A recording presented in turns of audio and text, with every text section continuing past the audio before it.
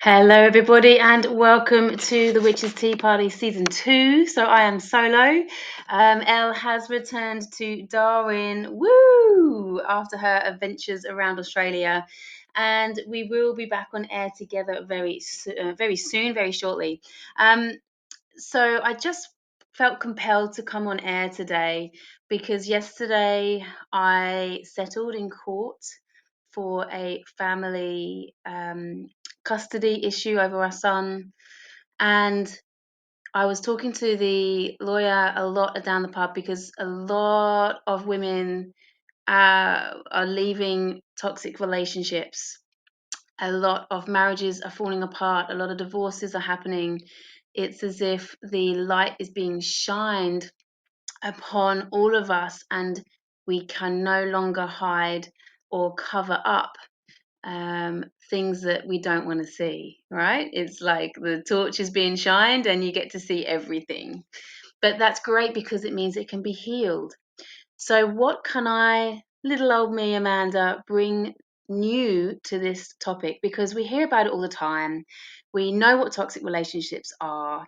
Lots of us will deny that we've ever been in them or that we are in them. And I wanted to just explore that with you, especially based around the fact that I was able to look at my ex yesterday in the eyes, even though I was shaking inside. I still looked him in the eyes. And I was sitting down. He smirked at me like I knew exactly he would. I knew it. I knew I'd see that smirk.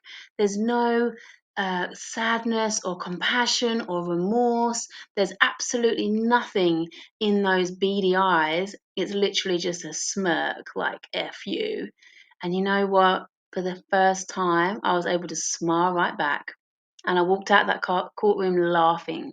I felt so free because everybody saw him, the barristers, the judge, my lawyers, everybody saw what a complete and utter bleep he is, and the fact that he doesn't really want to fight for his child and he just wants this minimal bullshit fucking play. It's just pathetic. And like I said on a video, it's not about winning, it's not about fighting each other. Um, it's it's what is best for the child, right? And to show how much you love them. And he'd already agreed that he's better off with me. He already submitted a 2-page affidavit against my 30-page affidavit. He knew. Now, he didn't do it because um, this was how he thought he was going to get more time with his son. Let's be real here. He did it because he knew he didn't stand a hope in hell, because he knew he was in the wrong. And he still hasn't taken any action to show that he's really serious about parenting. And it breaks my heart because our son deserves so much. But rather than me going on and on about this, the whole point of this is that when you are free and you have walked away, to me, it's a conquering. Because if you've been in a relationship, it doesn't matter whether it's physical abuse, mental abuse, psychological abuse, spiritual, emotional abuse, right? Abuse is abuse, full stop. Doesn't matter which form it comes in. Denim is denim. Doesn't matter if it's denim jacket, denim jeans, denim shorts. It's still denim, right? That is the crux of it. So when you have walked away from any kind of abuse, that's the start of your journey, my friends, because then there's all these other obstacles to go through where you're going to be tested. You're going to be tested like a fuck. They're going to get the hooks to draw you back in. They're going to lay on the guilt. If you've got children involved, you're going to feel guilty over them, that somehow you're breaking the family up, or you should stay together for them, or,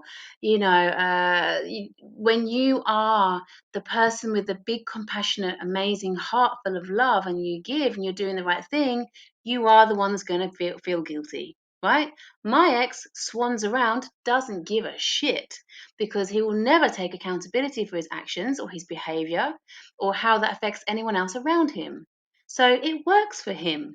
If he was to feel any kind of guilt, he would actually crumble down and actually work through his shit, right? So these are the tests that are going to come up. But here's the thing, my friends, and I don't usually use that phrase very often, but I say my friends because you are my friends, because I want you to hear that I believe in you. and that you can do this. Now, I'm not trying to break up marriages here, don't get me wrong. And when you're in a wholesome, loving relationship where you both show up, you both do the work, you're both committed to trying and making and resolving, yes, that's fantastic. That's where our work is as human beings. But as soon as that is toxic, when there's cheating that's involved, one of you's got this mental instability, or like it is like we need to open our eyes and know that you're worth more. Okay, we cannot heal and fix other people. If two people are showing up and saying, let's heal ourselves together, that is very, very different from staying in a toxic, abusive relationship. Yeah. So in my case, absolutely 100%. And so many other of my female friends, we are healers. We are fixers. We think that we can have so much love within ourselves that we will make the other person see how good it is if we can just love them better. If we just show them how much we can accept them, to love them unconditionally, it will change everything, and they will change, and everything will be okay. And deep down, we always know, and we can play the charade, and it will just be a matter of days or weeks or years, but eventually it will end. Otherwise, it will destroy you. You'll feel so suffocated, like you're shriveling up inside, like you don't even know yourself anymore. And it doesn't matter how honorable you think what your actions are that you're doing, you think that you're taking on the suffering for the rest of the family. No, sirree. You have to take care of number one, first and foremost, to be the best role model you can be for your children. Because if you stay in that toxic, abusive relationship, what are you teaching your children? You're teaching them to do the same thing. And this is where we must break the cycle. This is why the divine feminine is raising up her awesome, amazing goddess screaming head of hers and saying, enough.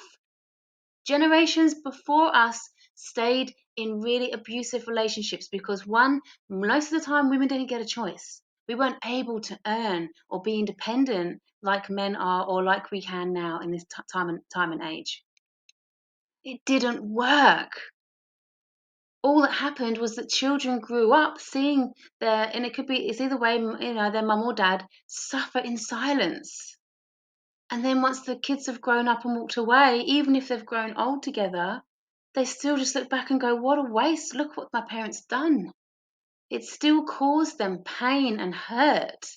And I really want you to understand that. By you suffering and being in pain, you're not taking on the burden of the family. You are causing your children more pain and suffering than if you have the balls to break that cycle, go through the hardship. And I know it's fucking hard. I know it's hard to the point where you think you're going to break. But guess what? And here's the good news. You do not break. You only grow stronger. It's as if you're a tree and there's a storm and there's dry heat and there's things ripping off your bark, people are chopping off your branches. You think there's no way that you can survive this. Even the earth is depriving of nutrients. How is this tree going to survive? But you know what? You just do. And the rain comes to nourish you. And then new shoots and leaves do grow. And it does take time, and it is painful, and it is fucking hard. But you know what? When you are growing up towards that sunshine and you can see that blue sky again, it is the most amazing reward ever. And there's nothing like this feeling of being free and being that you have grown and evolved and you've come through it and you are indestructible. Nothing can stand in your way anymore. You've done it. You have come through this. And any other obstacle after this doesn't seem that big anymore. It really doesn't, because of what you've had to go through, because you've used your voice, you've stood up and said, no, you will not treat me or my family or anybody else around me in this way again. It stops now, and it is up to you to set that boundary. It is up to you to make that statement. Only you can reclaim your power. Only you can own it and take it back. Do not waste time feeling guilty or ashamed that it's happened. It's done. You can work on that later and go into your inner self to know that you will not attract that again back in your life. And if you do, that's okay, because now you can see it. You'll be able to identify narcissists, control freaks, toxic abusers. You can identify them like that because you've been there and you stood up to them. And you do get back to yourself before the relationship tore you down. You do, because I've been through it. Now, mine was relatively short. I was with him for 2 years. I left when my son was 8 months. We've been through court for 3 years. But it's taken me 4 years to feel like myself again. And I tell you what, it feels fucking amazing. Fucking amazing to be out the other side. So yes, you may have been in a marriage for 10, 20 years, but you still reclaim your power. You reclaim yourself. You feel so much lighter. You have so much more energy. Excuse me, I'm losing my voice. So much more energy. It's amazing. It's awesome. It's worth it. That's the thing you got to remember. And you got to do whatever it takes. When I moved to Australia, that was my mantra. Whatever it takes. Whatever it takes, I will do this. And I left when the refugees were full. I left with no job, no money, no income, no family. My friends lived 2 hours away. And I refused to go back. This was where I wanted to live. This was where I wanted to settle down. I had social workers meet me telling me that there's nothing they can do to help me because of my visa status. And you know what? Doesn't matter which way you say this, whether you want to say God provided, or the universe provided, or that I manifested, because I was brave enough to walk the righteous path, and I'll say righteous, I don't really like that word, but the right path, the middle path, the way of the light, to do what is best. I was prepared to be homeless with my baby boy if it meant getting away from that man who attacked me that night and who had been berating me, humiliating me, criticizing me, threatening me for 2 years. And then to start doing it in front of my son. Whatever it takes. I knew I was safer on the fucking streets of Newcastle than what I would be in that house with that man. And God, spirit, universe, karma, however you want to package it up, showed up, and everything just slotted into place because I refused to back down. I got my ass back into work with a massage clinic. I hunted and applied for so many places to live. I got turned down and turned down and turned down. There was one place I had my heart set on. I applied 3 times. I'd sell my soul in order to get that bloody house. And I still couldn't get that bloody house. And then and I remember actually looking up, this was a really poignant part, and this is the spirituality of this, is to pray, is to connect, and to surrender. Now that I say that with a double-edged sword there. You have to take action. You have to take steps every day. And yes, it's going to exhaust you to your bones. You're not going to eat properly. You're going to be on adrenaline overload. You're going to go into that really deep, dark place, but you will get through. It's only temporary, because at the same time, you have to surrender and let universal love and the divinities help you. Yeah, you gotta ask for that help. And I did. I looked at a house. Well, I wasn't even allowed to look at the house share because I turned up with a baby, and he wasn't even. He's like, nah, you're not even coming in with a baby.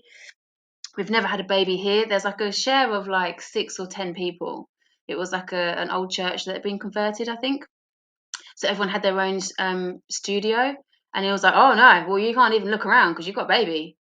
I was like, "Why? What difference does that make? I need this, right?" I thought, I'm not even going to tell him my whole story. I'm just saying, like, why are you discriminating about me right now? Well, we've just never had a baby. You know what? I didn't even have the strength in me to argue with him and go, just because you haven't, why can't you start now?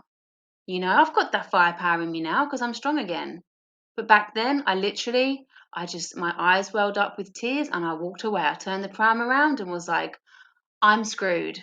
I cannot get a place on my own. I haven't been earning any money. I've got no proof of income because I've been pregnant. I haven't been working for over a year.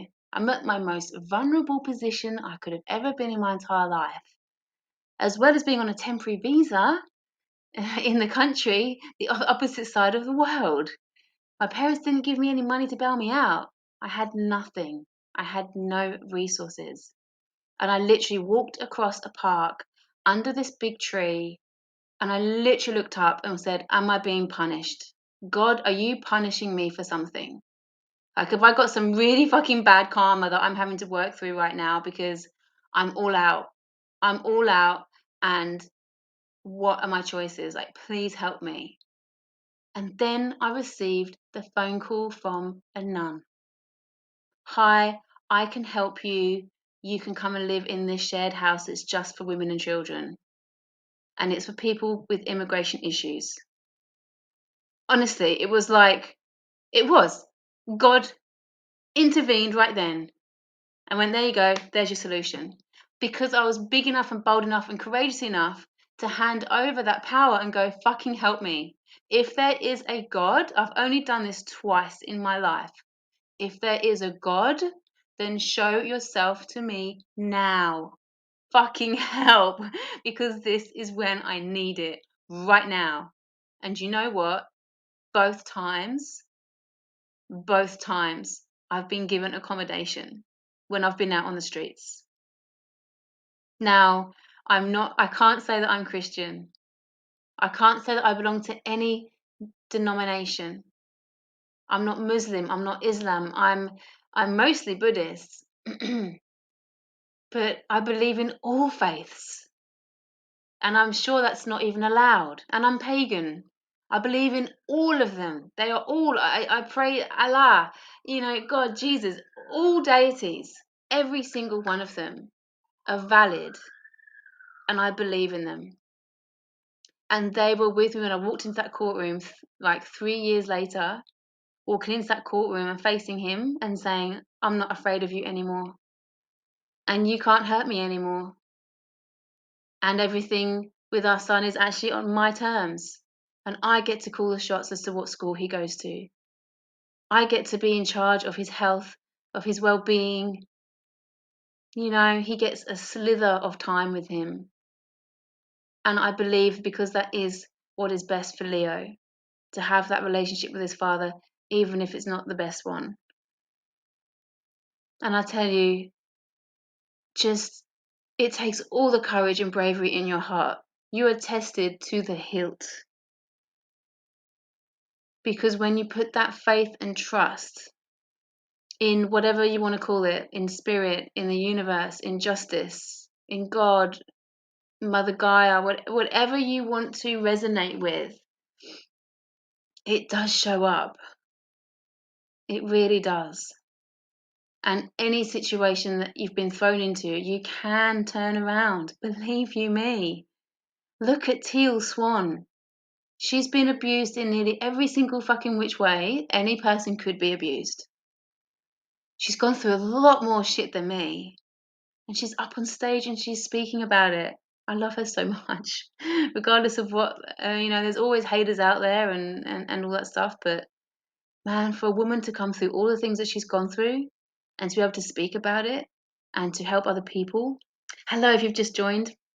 I've really, really got into this toxic relationships. So the reason why I went, see ya, is because when we do our inner work within ourselves, we can absolutely put them behind us. And that was the feeling when I left court yesterday. I was walking along the path. It was like 36 degrees. The sun was smacking me in the face with the wind. I was listening to music on my headphones, walking along, walking along the train station. And I just thought, yeah, I'm free. I am free. Nothing else matters. Money, bills, mortgages, all this kind of stuff, that's all flexible. It's all interchangeable. This, my spirit right now, walking down the street, I am free. Me and my son are free. We can just throw those shackles away of any guilt, blame, shame, pain. They're all gone. We can just draw a line under it and put that in the past, in the background. And yes, I can tell my story in order to empower other people. But you know what? I don't have to read these reports anymore that brings up PTSD. You don't have to regurgitate memory after memory after memory. I don't have to keep screaming for help, for support anymore. I can stand on my own 2 feet now. I can move on with life exactly how I was before I met him, in my own power again, free to create and for your business to go forwards and to whatever your passion is in life, just get on with life.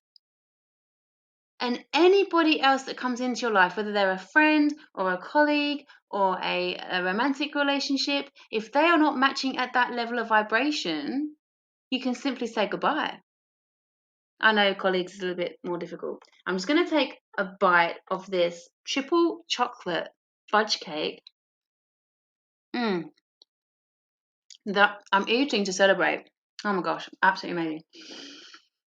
Because it is important to recognize these things and to celebrate them and celebrate every single line of success. And I took the rest of the week off actually to process this, to honor this moment. So no matter what circumstances you're going through, whether it is a divorce, whether it's a breakup, whether you're in a toxic relationship at the moment and you're not sure how to get out. Now I'm going to be setting up I've been instructed by my lawyer to do this. She wants to come on board to give free legal advice as a solicitor for anyone out there who's going through similar issues, to set up a network to support each other, because that's what this work is all about, right?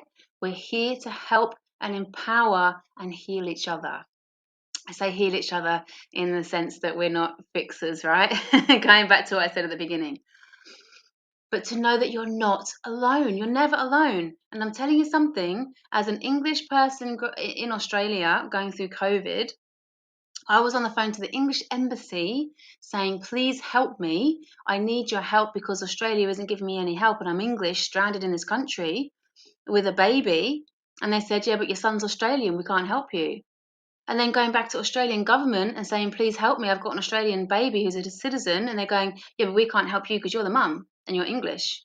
Like literally stuck between two worlds with no financial aid. How am I going to put food? I was breastfeeding at the time. How can I feed my baby? How can I even clothe him? Living off food vouchers, going to charities to try and help them pay my rent. I managed everything lined up, I managed, like I said, I've got my job. I managed to get the accommodation with the nun. I then arranged on the same day that I arranged the removalist to come in and get my stuff out of there. I was accepted into a 2-bedroom unit. I can't tell you that moment of knowing we've got a safe place to go and live, me and my son. And it was just ours. But yeah, I was paying rent on my own with, again, no financial assistance. And then COVID struck and closed my business down. I had no way of earning any money. So I feel like all of these things have happened to me so that I can pass this on to empower others and say, if I can do it, if I can do it with absolutely nothing, all I had to do, when I say all I had to do, I had to get up every single day and keep going, to keep getting in that shower, putting on fresh clothes and showing up, getting on that phone with a screaming baby in the background who wants my attention. I was sick and tired. I had to jump up and down in front of people, get into people's faces to the point of nearly going on TV to actually complain about my situation because I was so frustrated and sick of hearing what everybody cannot do for me. And I said, tell me what you can do for me.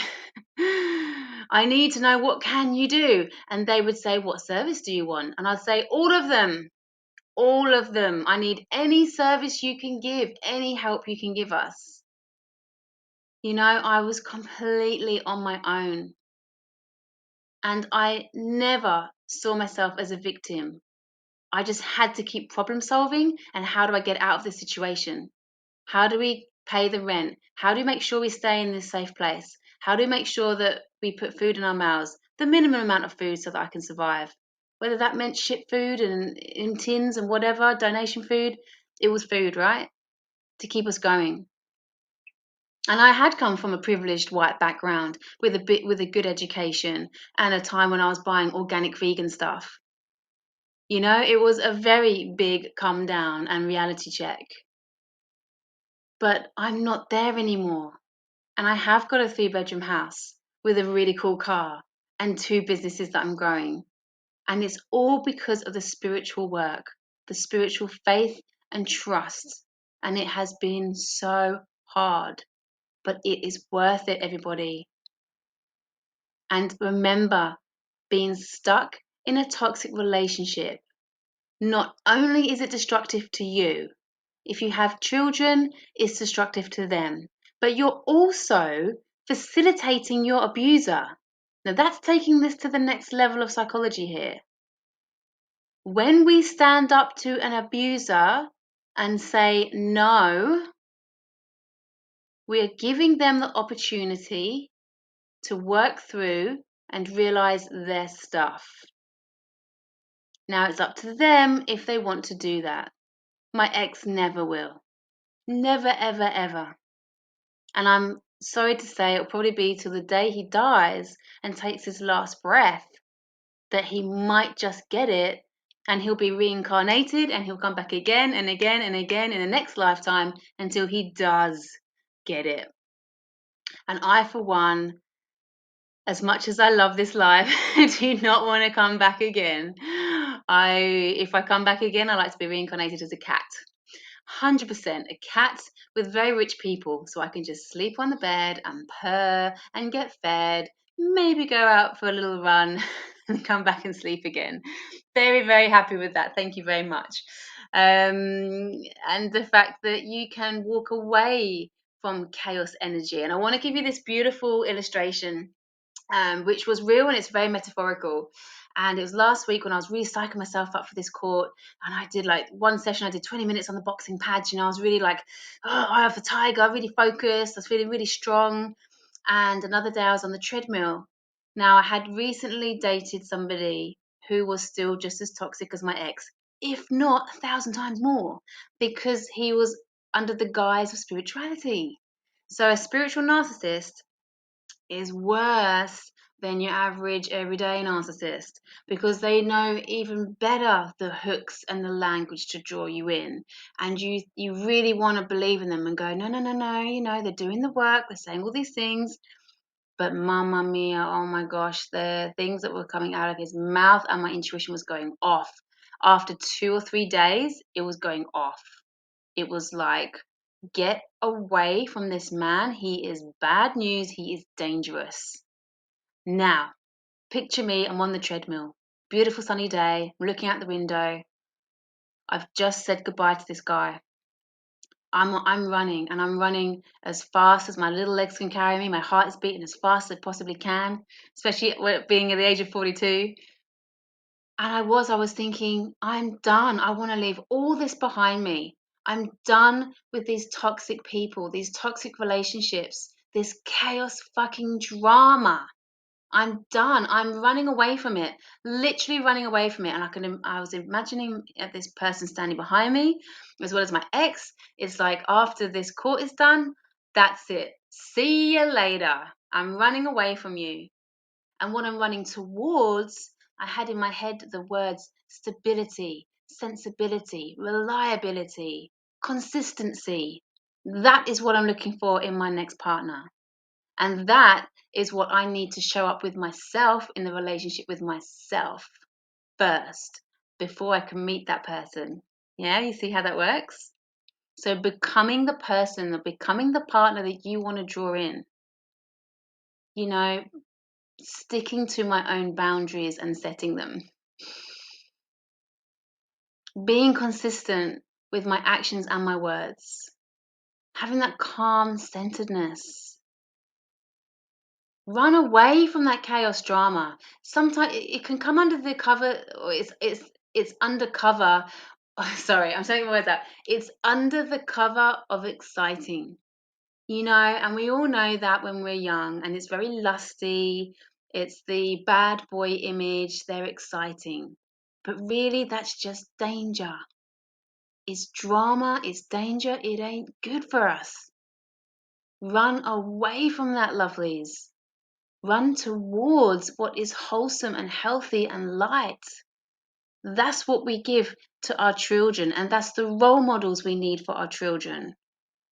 We do not need a toxic narcissist who is absolutely full of themselves. No, thank you. I've just gone through court with one of those. I'm not going to go and pick up another one.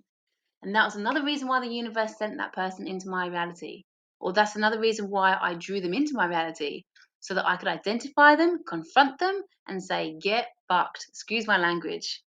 But when you can identify them and you've already been in a relationship with them, it's so much easier to define them and to see them, and it's very clear. And it's like, I literally, he would say something and my brain was going, that's a hook. He'd say to me, I'm very fragile. Please don't hurt me. Don't hurt me. I'm like, that's a fucking hook. I'm not saying that to you. I feel like I'm fragile sometimes. I'm very vulnerable. I could say don't hurt me, but I wouldn't do that to you, because then you're asking the other person to change their behavior around you. Do you see how subtle it is? And there were all these subtle things creeping in.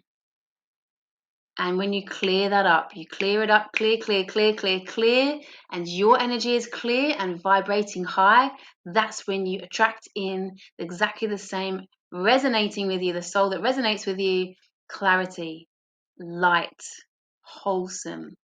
That's going to show up, man. They're going to show up and give you commitment. They're the ones who are going to make you a cup of tea in bed. They're the ones that when you show them all the love and support in the world, they get it and they return it. That's relationship. When you're both giving in a beautiful way, when you are both committed to work through triggers. Yes, we're human beings. We're not going to get it right. No one's perfect. I'm not living in this dream world where you're going to find this perfect partner. But the difference is, if you can be man enough or woman enough to say, oh, what you just said then or what you did then, that just triggered me. But that's okay. That's my shit to work through. Maybe you can hold space and help me work through that. Can you help me work through this trigger? That's conscious fucking dating. Sorry, not dating. That's conscious fucking relationship, right? And to identify, okay, you know what?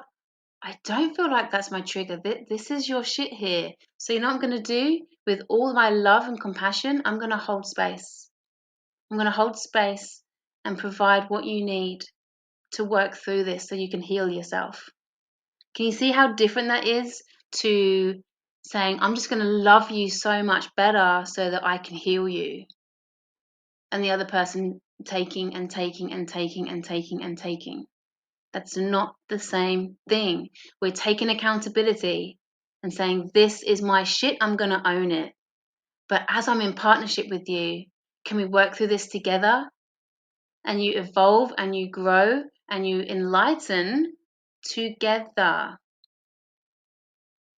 And with dating in 2023 or 2022, however you want to look at it, it is ruthless and is interesting. And with each interaction with each person, I've just been talking to Elle about this. I said we're getting clearer and clearer and clearer. It's brilliant. Every single person, and it gets quicker and quicker and quicker. To the point where it's going to get to the point I'm laughing where you just sort of shake hands and meet someone and go, hello, oh, goodbye. Because you just know instantly that your energy is not aligned. So there is hope. That's what I'm saying. There is hope at the end of the tunnel. There is a most beautiful, divine life which is lit up with light and love. And yes, it's easy for me to say because I'm not going through the trauma anymore. It's easy for me to say because now everything in my life is going right. It's easy for me to say because I've just gone through court yesterday. But you know what? Yesterday in court, I was shaking in my boots. I was panicking. I just took the breath down into my belly. Everything that I had learned in my spiritual practice, all of that love and support from my friends, I held myself, I held my truth, and I held faith that the right thing was going to happen today.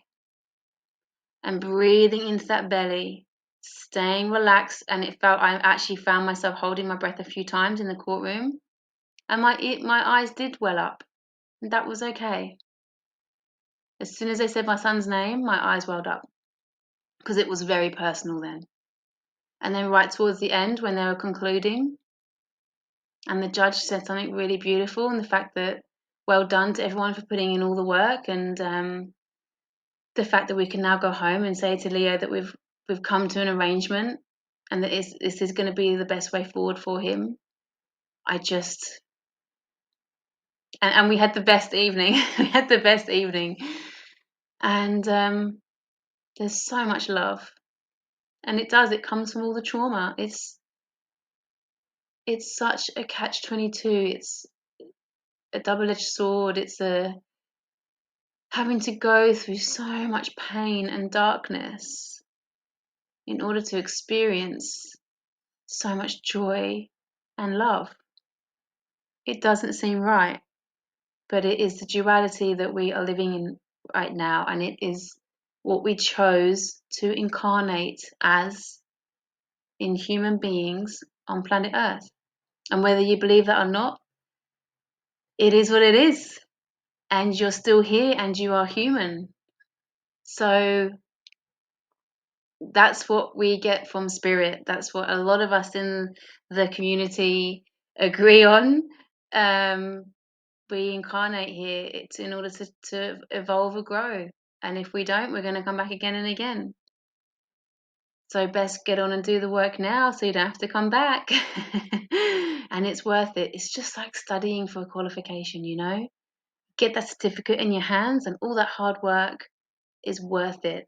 All those late nights, all that stress, all those hours of learning, it's all worth it for that achievement. It's just like training for a triathlon, pushing my body to the limits, and the hours spent, and your brain it's the resilience in your brain that's actually built up with being determined to carry on. Everybody hurts after you've run for 20 minutes. You want to stop, but you have to force yourself and train your brain to push past that.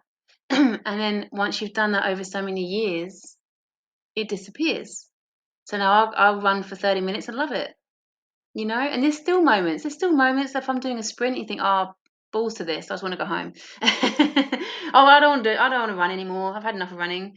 But you still push through because it's going to make you stronger and fitter and healthier and give you a better quality of life and endorphins, and the fact that I just love that feeling of sprinting, and pushing myself. It's exactly the same thing. So I'm wondering how to conclude this and wrap this up. Nayram, is there anything you'd like to ask that maybe I can answer? I can put up to spirit and kind of say, what's your take on this? Because the messages do come through pretty clearly. So just type in our box if there's anything you'd like to know, anything you'd like to hear my view on.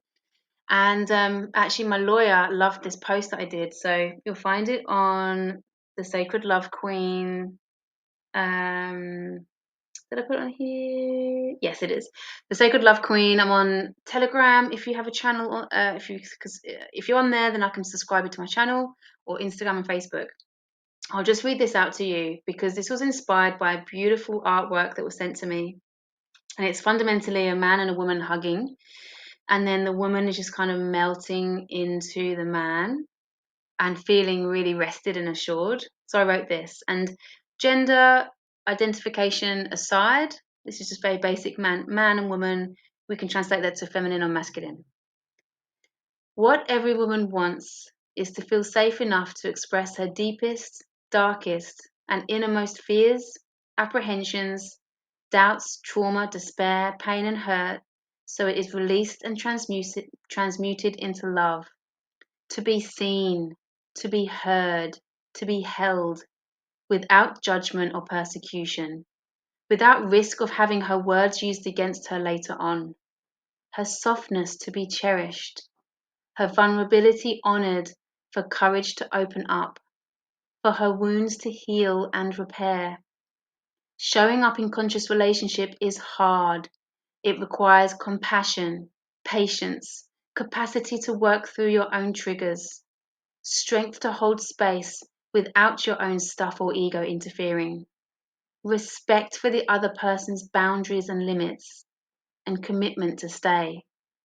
Yes, it is reciprocal, and the feminine is usually holding space for the masculine, giving to each other to evolve, grow, develop, and transcend. It is relationship that shows us the work we yet need to do. It is confronting, but it's also bloody beautiful. Your relationship with yourself is important always, but it is with another that your shadow is in the spotlight.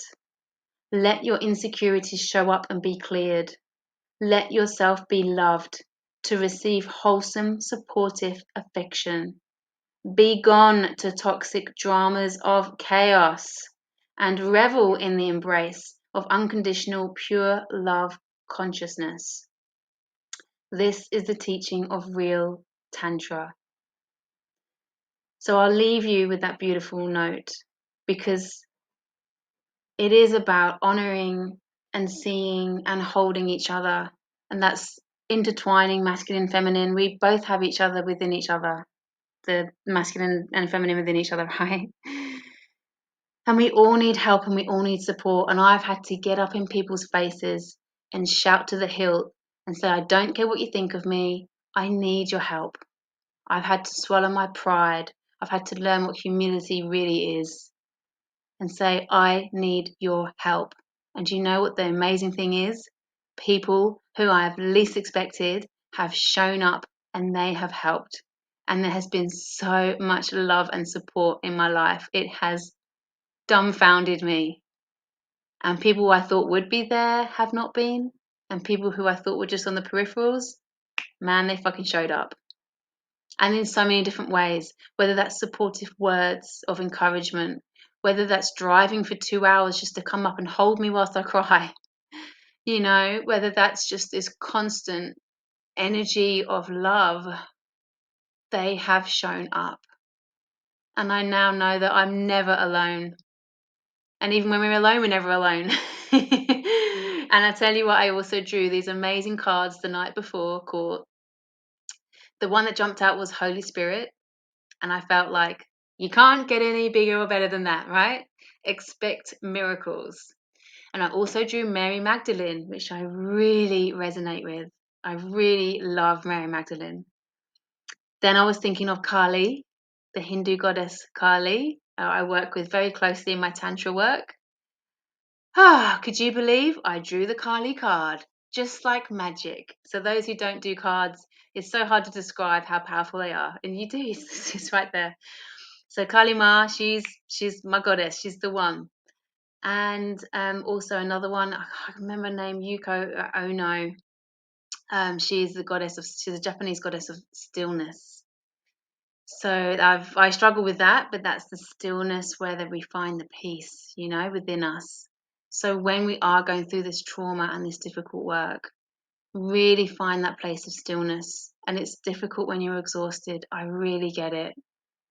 But try and make time for that each day, whether that's a meditation, whether that's a walk in nature, whether that's simply just sitting still wherever you are. You can be on a busy train, just close your eyes, connecting with yourself, deepen your breath, and just grab that moment of stillness, relish in it. Absolutely. Imagine that you're floating on a lake, completely still lake, completely safe. Your temperature is perfect. There's nothing to do or see. You can simply just be. And that is the key. And I'm a poet and I don't know it.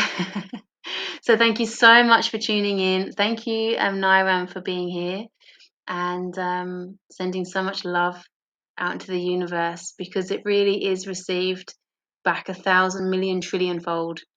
Be mindful of your thoughts and actions, because every single step you take that screams self-worth and unconditional love for yourself is being echoed throughout the realm, throughout the cosmos, beyond our solar system, right? I want you to really expand your minds when I say cosmos. I really mean the cosmos and transcending time and space and lifetimes, ancestors before and after us.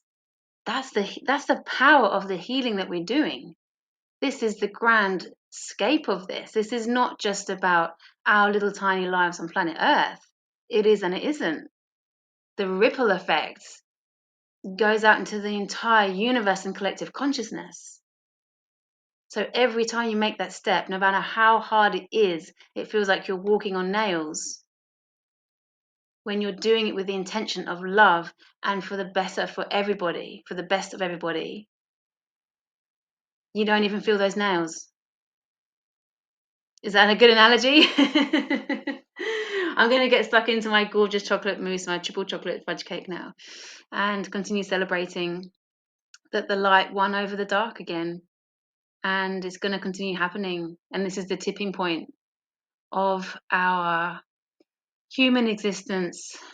And there's lots of different theories out there on that. So I'll leave that with you to see what resonates with you. But I really want you to open your minds up to the fact that this really is bigger than us.